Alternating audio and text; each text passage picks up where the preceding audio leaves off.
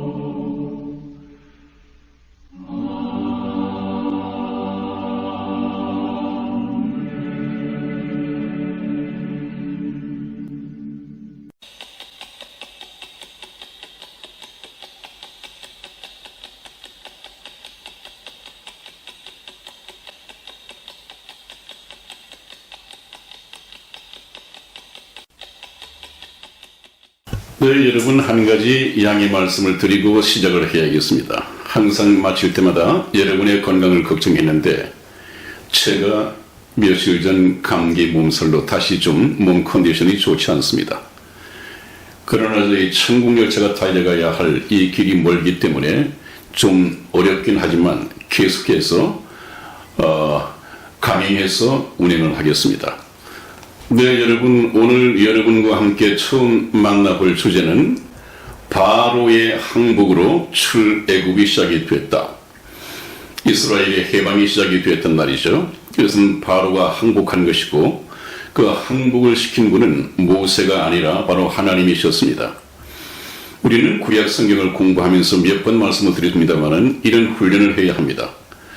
눈에 보이는 모세를 통해서 모세가 출애굽을 시켰구나라고 잊고 만다면, 성경을 공부하고 만다면 성경 공부의 의미가 없습니다. 우리는 성경을 통해서 보이는 것을 통해서 보이지 아니하시는 이 하나님을 알아가야 합니다. 그러므로 모세의 배후에서 모세를 통하여 일을 하신 하나님을 발견하고 하나님이 어떤 분인가를 알아가는 이 훈련을 우리가 해야만이 신약 성경에 들어가서 정확하게 유일하신 참 하나님과 그의 보내신 자 예수 그리스도를 알게 됩니다. 그러므로 우리가 이 구약 성경을 공부할 때 특히 오늘부터 공부할 이 성경 공부 주제 가운데에서는 저와 여러분들이 이스라엘의 백성이 되어야 합니다. 이스라엘 백성의 한 사람으로서 저 이스라엘 백성 중에 들어가 있어야 합니다. 그래야만이 모세를 통해서 역사하시는 이 하나님의 손길, 하나님의 능력을 만나볼 수 있게 될 것입니다. 그것이 공부하는 방법이기도 합니다. 이 바로의 항복으로 출애굽이 시작이 되었습니다. 우리 성경 말씀 출애굽기 12장 31절에서 32절까지 말씀을 이승희 집사 읽어드리겠습니다. 밤에 바로가 모세와 아론을 불러서 이르되 너희와 이스라엘 자손은 일어나 내 백성 가운데서 떠나서 너희의 말대로 가서 여호와를 섬기며 너희의 말대로 너희의 양도 소도 몰아가고 나를 위하여 축복하라 하며 아멘. 네, 그렇습니다, 여러분. 이제 모세가 지금까지 하나님의 명령을 받고 바로 왕에게 요구했던 이 모든 것이 양 한 마리, 소 한 마리도 남기지 않고 완전히 항복을 받아내고 해결이 되었습니다.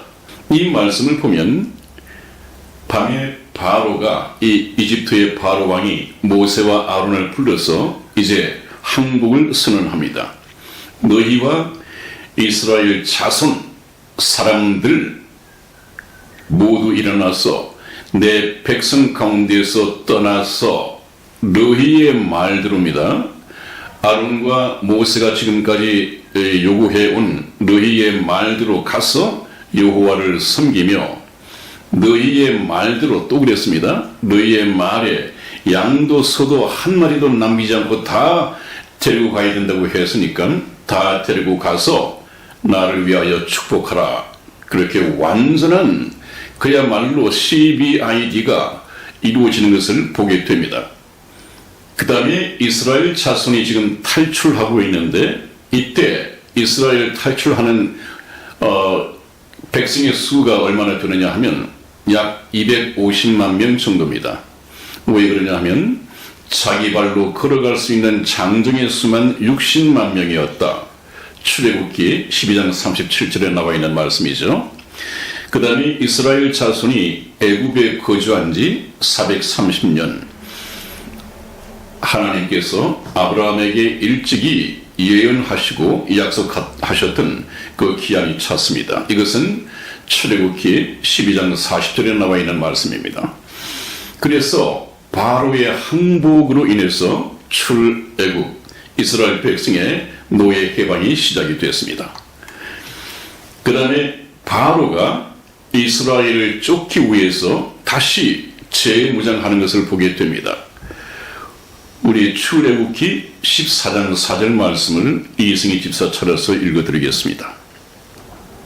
내가 바로의 마음을 강팍해 한즉 바로가 그들의 뒤를 따르리니 내가 그와 그 온 군대를 인하여 영광을 얻어 애굽 사람으로 나를 여호와인 줄 알게 하리라 하시매 무리가 그대로 행하니라.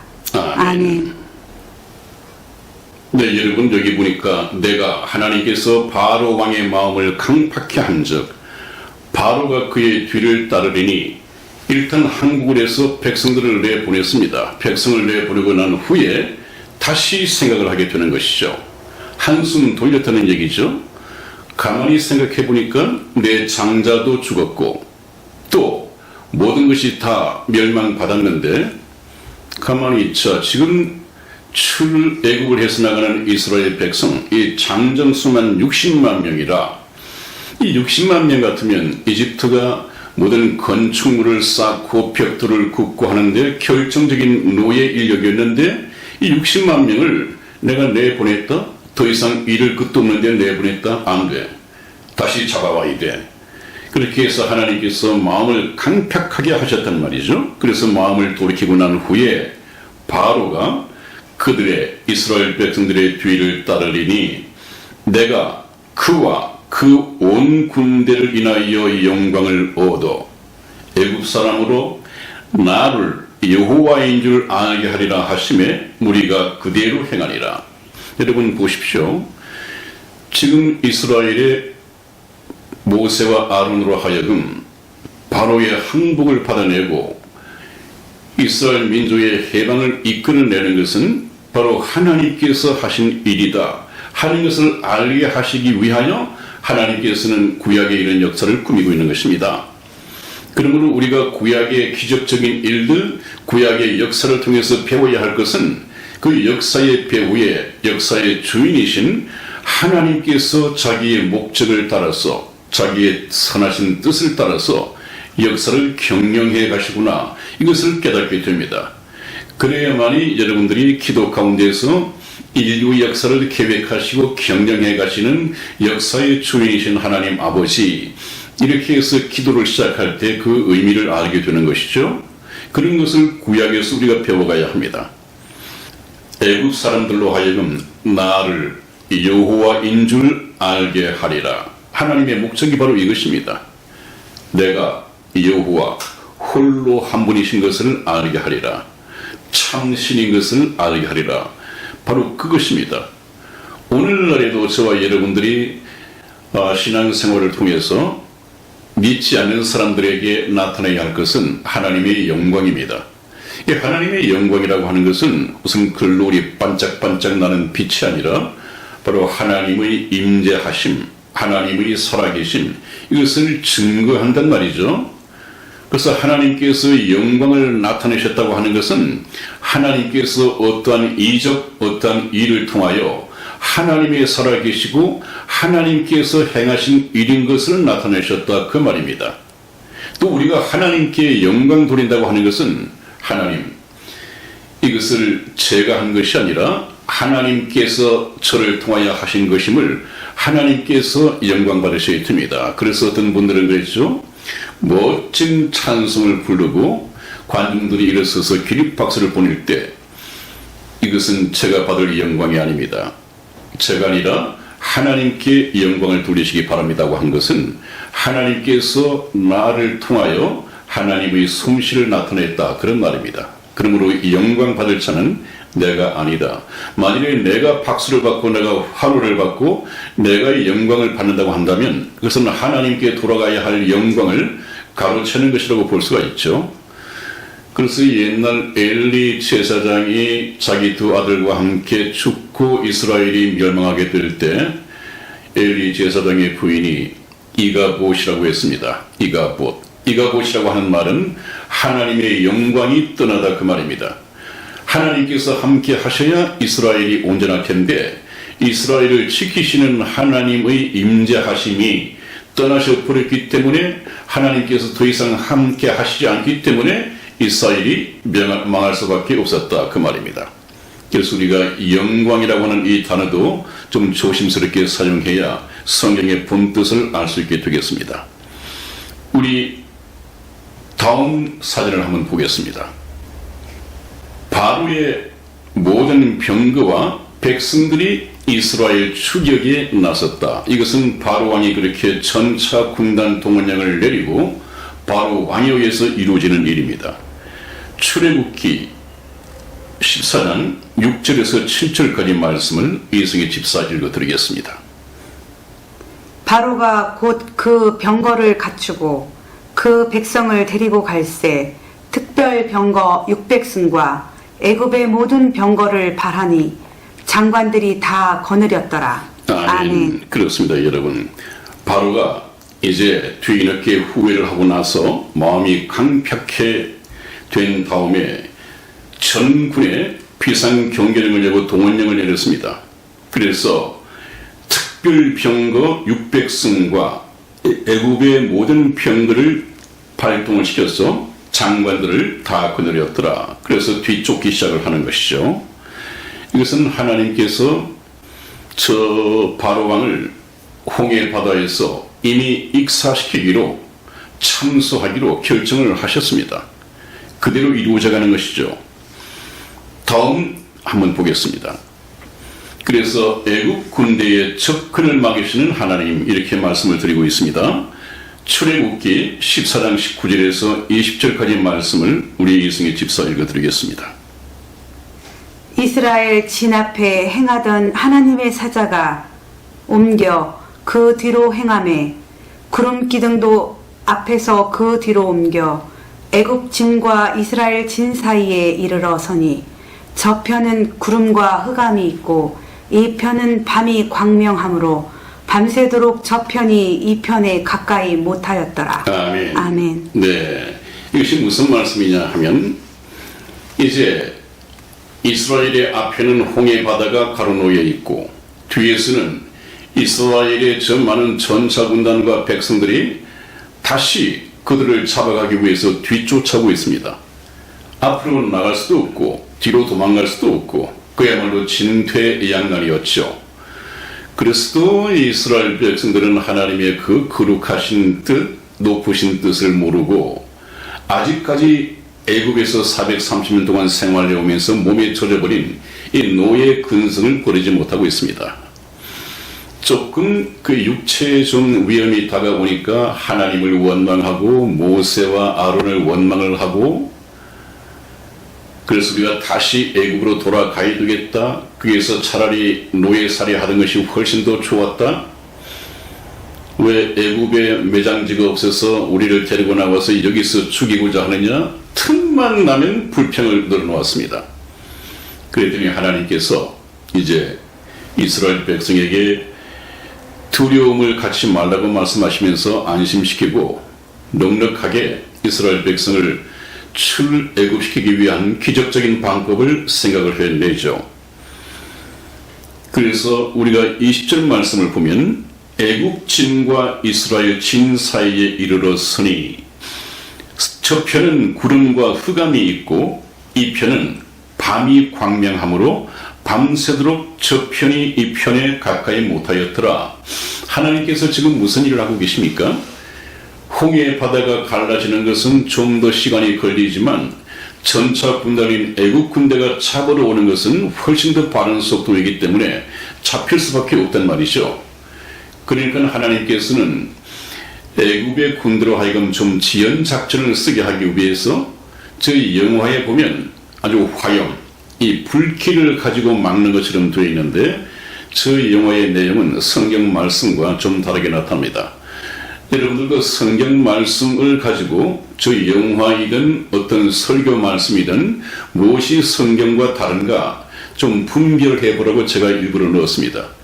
지금 저 십계라는 이 영화 속에는 화염, 이것이 막고 있지만 이 성경 말씀을 보니까 화염이 아니라 구름과 흑암이라고 그랬습니다. 캄캄한 흑암, 말들도 앞으로 나아갈 수 없는 캄캄한 흑암이 그들을 가로막고 있었고, 이쪽에 이스라엘 진에는 광명이 있었다, 그런 말을 하죠. 하나님은 항상 어둠과 빛을 구별하시고 낮과 밤을 구별하시고, 이 다음에 심판 때에 알곡과 쭉정이를 가르시고 또 좋은 물고기와 나쁜 물고기를 갈아내실 때가 곧 다가오실 것입니다. 하나님은 그렇게 구별하시는 분이십니다. 그 다음 다시 한번 보겠습니다. 이번에는 여호와께서 행하시는 구원을 보라. 이스라엘 백성을 보고 한 말입니다. 무슨 말에 의미가 있는지 성경 말씀 찾아서 읽어드리겠습니다. 출애굽기 14장 13절에서 14절까지 말씀을 우리 이승희 집사 읽어드리겠습니다.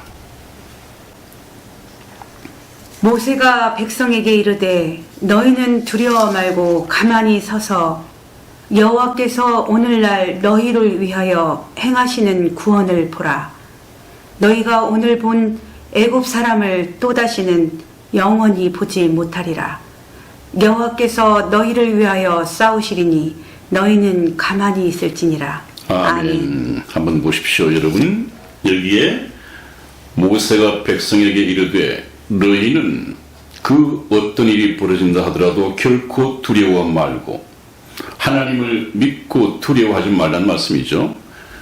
가만히 서서 아무 일도 하지 말고 가만히 서서 여호와께서 오늘날 너희를 위하여 행하시는 구원을 보라고 했습니다. 가만히 서서 지켜보라고 했습니다. 하나님께서 어떻게 이 절체절명의 위기 속에서 이스라엘을 구원하는가를 지켜보라고 했습니다. 지켜보고 하나님께서 행하시는 구원을 보고 난 후에는 너희들도 하나님의 살아계신 것을 믿게 될 것이고 너희가 믿게 된 것을 나중에 후손들에게 자자손손대대로 하나님께서는 살아계시느니라. 하나님은 이런 분이시다.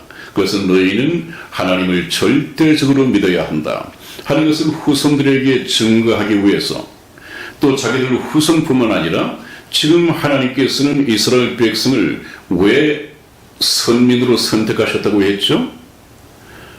하나님을 경험하고 하나님의 이적을 지켜보고 하나님께서 자기들을 위해서 행하신 사람으로서는 도저히 행할 수 없는 신적인 기적 이런 것을 보고 우리 하나님은 참 신이고 참된 하나님이시다. 전지전능하신 분이시다. 이것을 지켜보고 나중에 증거하라는 그 얘기입니다. 그러므로 너희는 아무 일도 하지 말고 가만히 서서 구경만 하라. 지켜만 보라. 나중에 우리가 하나님을 도와드려서 우리가 애국을 이길 수 있다 그런 말 하지 말고 아무 일 하지 말고 가만히 서서 하나님께서 행하는 일을 지켜보라. 그 말씀을 하십니다. 이것은 이 다음에 우리가 예수 그리스도를 믿고 죄에서부터 구원을 받을 때 우리가 어떻게 구원을 받을 것인가? 우리는 하나님께서 십자가상에서 매달리신 이 예수 그리스도 그리고 십자가상에서 매달린 이 예수 그리스도를 전하시는 이 성령께서 하시는 일을 보고 믿고 우리가 받아들인다면 예수를 믿고 구원받을 수 있는 길이 열린다는 것이죠. 그것이 무슨 말인가 하는 것은 다음 복음 시간에 다시 깊이 있게 얘기를 나누고자 합니다. 그러나 이것은 그런 1차적인 모형적인 의미를 가지고 있다 하는 것을 우리가 볼 수 있습니다. 여호와께서 너희를 위하여 싸우시리니 너희 이스라엘 백성들 너희를 위하여 대신 싸우시리니 너희는 가만히 있을지니라 그랬습니다. 가만히 있을지니라. 만일에 이스라엘 백성들이 조금이라도 돕고자 인간적인 노력을 했다고 한다면 오판이 생길 수 있죠. 우리가 하나님을 도와드렸더니 우리가 구원받을 수 있었다. 이건 안 됩니다, 여러분. 오늘날 기독교에 이런 이 율법주의자들이 참 많이 있죠. 하나님께서 예수 그리스도를 십자가상에서 보내 피 흘려 돌아가게 하시고 또 나도 무언가를 거기 보태야만이 예수님의 십자가의 보혈과 나의 어떤 종교적인 행위, 노력 이런 걸 통해서 내가 구원을 얻는다. 이런 생각을 하는데 그것은 바로 우리 서신서에서 신약성경 서신서에서 일관되게 얘기하는 유대 율법주의입니다. 복음 플러스 유대 율법주의. 이것은 하나님께서 굉장히 사악한 교리라고 이렇게 말씀하시는 것이죠. 우리가 구원받는 것은 우리의 도움 하나 없이 온전히 하나님께서 예수 그리스도를 통하여 하신 일입니다. 그것을 우리가 머릿속에 넣고 나중에 복음으로 건너가야 하겠습니다. 그러기 위해서 하나님께서는 어떤 일을 행하셨는가? 모세에게 하나님의 작정 명령이 내리십니다. 어떤 작정 명령인지 출애굽기 14장 15절에서 16절까지의 말씀을 우리 이승희 집사 읽어드리겠습니다. 여호와께서 모세에게 이르시되 너는 어찌하여 내게 부르짖느뇨? 이스라엘 자손을 명하여 앞으로 나가게 하고 지팡이를 들고 손을 바다 위로 내밀어 그것으로 갈라지게 하라. 이스라엘 자손이 바다 가운데 육지로 행하리라. 아멘. 여기서 참 기적적인 이런 말씀을 하나님께서 하시죠. 모든 작전 명령이고 이 작전 수행도 하나님께서 하십니다. 여호와께서 모세에게 이르시되 너는 어찌하여 내게 부르짖느뇨? 그 앞에 보면 이스라엘 백성들이 막 원망을 하고 그랬거든요. 그럼 모세로서도 답이 없지 않습니까? 이 일을 원망을 하는데 나로서는 방법이 없다. 이렇게 해서 하나님께 부르짖기만 했더니 하나님께서 왜 나에게 부르짖고만 있느냐? 이스라엘 자손을 명하여 앞으로 나가게 하고 그 홍해 바다를 향하여 나가게 하고 내 지팡이를 들고 손을 바다 위로 내밀어 그것으로 갈라지게 하라. 홍해 바다를 갈라지게 하라. 그렇게 하면 이스라엘 자손이 바다 가운데 육지로 행하리라. 이 바닷물이 갈라지고 갈라진 바닷물은 양쪽에 벽을 쌓게 되고 그 사이로는 바로 마른 육지의 길이 나타나게 될 것인데 그 길로 이스라엘 백성들을 나가게 하라. 그 말씀입니다. 이것이 하나님의 작전 명령입니다. 그리고 나서 하나님의 말씀대로 이스라엘 자손이 바다 가운데 육지로 건너는 것을 우리가 보게 됩니다. 출애굽기 14장 21절에서 22절까지 말씀을 우리 이승희 집사 읽어드리겠습니다. 모세가 바다 위로 손을 내어민데 여호와께서 큰 동풍으로 밤새도록 바닷물을 물러가게 하시니 물이 갈라져 바다가 마른 땅이 된지라. 이스라엘 자손이 바다 가운데 육지로 행하고 물은 그들의 좌우에 벽이 되니. 아멘. 여러분, 이 거짓말 같은 사실이 사실입니다. 역사적인 사실입니다. 그래서 우리가 참 이 성경을 통해서 역사를 봄으로써 인간적으로는 도저히 믿을 수 없는 일을 하나님께서 하시는 것을 봅니다. 그러므로 하나님께서는 이런 일들을 통해서 내가 여호와인 줄 너희로 알게 하리라. 이것이 목적입니다. 여러분들 지금 이 방송을 들으시는 분 중에서 저런 놀라운 기적이 사실로 믿어지십니까? 역사적인 사실로 믿어지십니까? 그분은 하나님의 말씀을 믿는 믿음이 있다고 봐도 아주 무관할 것입니다. 그러나 교회를 다니면서도 그건 이 얘기로는 가능한 얘기지만 어떻게 그런 일이 있을 수 있겠는가 하는 사람은 아직까지 교회를 10년을 다니실지라도 하나님의 말씀을 믿는 믿음이 없는 사람입니다. 우리가 하나님을 믿는다고 하는 것은 말씀하신 하나님을 믿는다는 것 아니겠어요? 바로 그분의 인격을 믿는다는 것이고 말씀을 믿는다고 하는 것은 바로 하나님 자신을 믿는 것과 같습니다. 그런데 저 말씀, 그 기록된 말씀이 사실로 믿어지지 않는다고 하는 것은 그분은 아직까지 하나님을 믿지 못하는 사람 가운데 있습니다. 저희 방송을 들으시고 말씀을 통해서 말씀하시는 하나님을 믿는 분들이 되기를 주님 이름으로 축원을 드립니다. 아멘. 거기 보니까 모세가 하나님께서 시키신 대로 바다 위로 손을 내어 민데 이건 모세는 하나님께서 이렇게 하면 하나님께서 말씀하신 대로 될 것이다 하는 것을 믿었습니다. 사실 믿음이 없다고 한다면 말이 안 되죠. 이 홍해 바다, 넘실대는 이 홍해 바다가 어떻게 모세가 손을 바다 위로 내어 민다고 해서 이것이 두부 잘리듯이 딱 잘라지고 그 가운데로는 육지가 나고 이것이 어떻게 믿어지겠습니까? 하나님 저희 민족들 다 죽게 되는데 농담하십니까?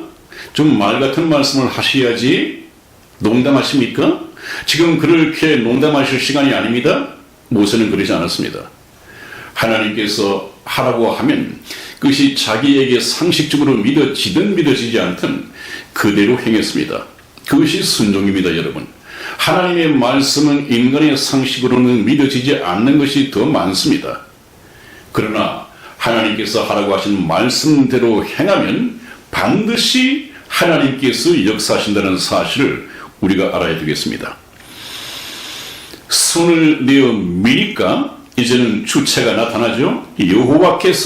여호와께서 어떤 방법으로 큰 동풍으로 밤새도록 바닷물을 물러가게 하시니 물이 갈라져 바다가 마른 땅이 된지라.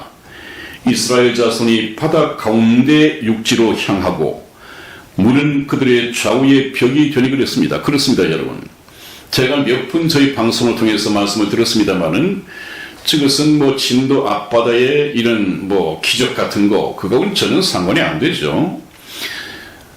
지금 홍해 바다에서 보는 기적은 양쪽에 정말로 이 물이 양쪽에 벽을 쌓고 있었습니다. 저것은 기적입니다. 그런데 저것이 과연 하나님의 이적이 과학적으로 증거될 수 있느냐? 있습니다, 여러분. 한번 보십시오. 네, 이 신문 기사는 1997년 1월 27일 해외 화제 신문 기사에 실린 내용인데 미국의 기상학자가 홍해에 갈라진 성경 기록을 과학적으로 입증을 했다 하는 이 제목으로 신문 기사가 났습니다. 이 기상학자는 일정 방향으로 시속 74km의 속력으로 10시간을 바람을 불면 저런 현상이 가능하다. 그래서 가상 조건 실험하는데 헤어드라이기로 시연을 했더니 저렇게 물이 갈라지는 현상이 나타났다고 합니다. 하나님께서는 훨씬 더 큰 동풍이죠. 큰 동풍으로 홍해 바다를 밤새도록 바람을 불게 해서 바다가 갈라지고 가운데 육지가 나타나는 이 놀라운 기적을 만들어냈습니다. 이 성경 말씀은 참 허구적인 것이 아닙니다. 반드시 과학적으로 입증이 돼야만이 사실이다 아니다 하는 것은 그것은 과학을 맹신하는 것이죠. 과학도 하나의 영역입니다. 학문의 영역입니다. 과학적으로 입증이 되지 않는다고 해서 존재하지 않는 것이 아닙니다. 허위가 아닙니다. 이 우주와 천지 창조 또한 과학적으로 입증이 될 수 없습니다.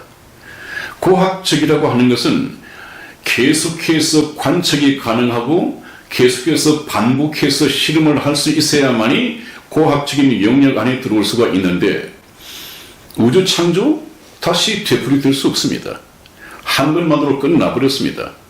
그러므로 이것은 과학적인 잣대, 과학적인 영역으로 입증을 시킬 수가 없는 것이죠, 여러분.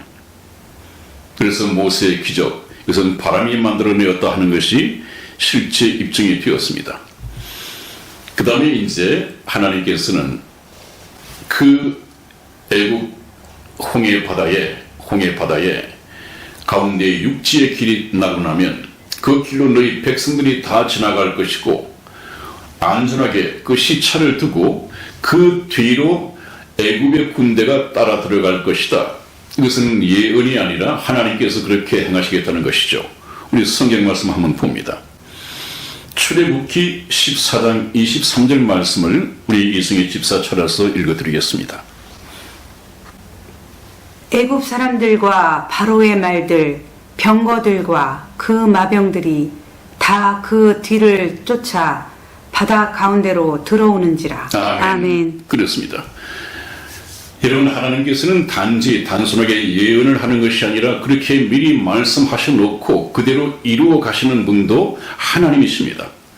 이 이스라엘의 군대들은 앞으로 어떻게 될지 자기들이 알 리가 없죠. 하나님만이 알고 계십니다. 그대로 되었습니다.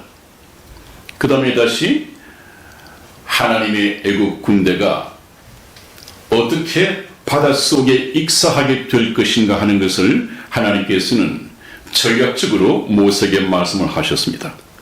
출애굽기 14장 26절 말씀을 찾아서 읽겠습니다. 여호와께서 모세에게 이르시되 내 손을 바다 위로 내어 밀어 물이 애굽 사람들과 그 병거들과 마병들 위에 다시 흐르게 하라 하시니. 아멘. 네, 하나님의 작전은 그것입니다. 홍해 바다를 두부처럼 잘라서 갈라놓고 이스라엘 백성이 다 빠져나오고 난 다음에 애굽의 군대를 다시 들어오게 하는 것입니다. 그래서 좋다고 해서 들어오는 것을 보고 모세가 다시 홍해 바다를 향하여 손을 내어 밀면 두부처럼 잘라졌던 홍해 바다가 다시 합해서 원상복귀되고 흐르게 됨으로써 애굽의 군대가 전부 다 물에 빠져 수장되어지는 것을 하나님은 전략으로 세우셨습니다. 그대로 되었습니다. 다음으로 넘어가겠습니다. 바로의 군대가 다 죽었더라. 출애굽기 14장 28절 말씀 찾아서 이승희 집사 읽어드리겠습니다. 물이 다시 흘러 병거들과 기병들을 덮되 그들의 뒤를 쫓아 바다에 들어간 바로의 군대를 다 덮고 하나도 남기지 아니하였더라. 아멘. 그렇습니다. 여러분, 여기서 제가 이 말씀을 기원하는 것은 분별력입니다.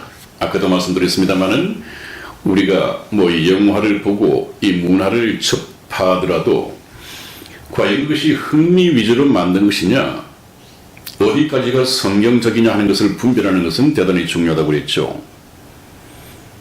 저 10개라는 이 영화를 보면 바로 왕역을 맡은 배우가 율브린너인데, 율브린너가 데리고 갔던 병사들은 홍해 바다에서 다 죽었지만 이 율브린너 바로 왕은 혼자서 살아나옵니다.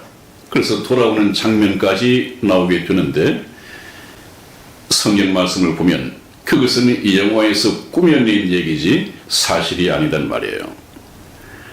여기 보면 바로의 군대를 다 덮고 하나도 남기지 아니하였더라.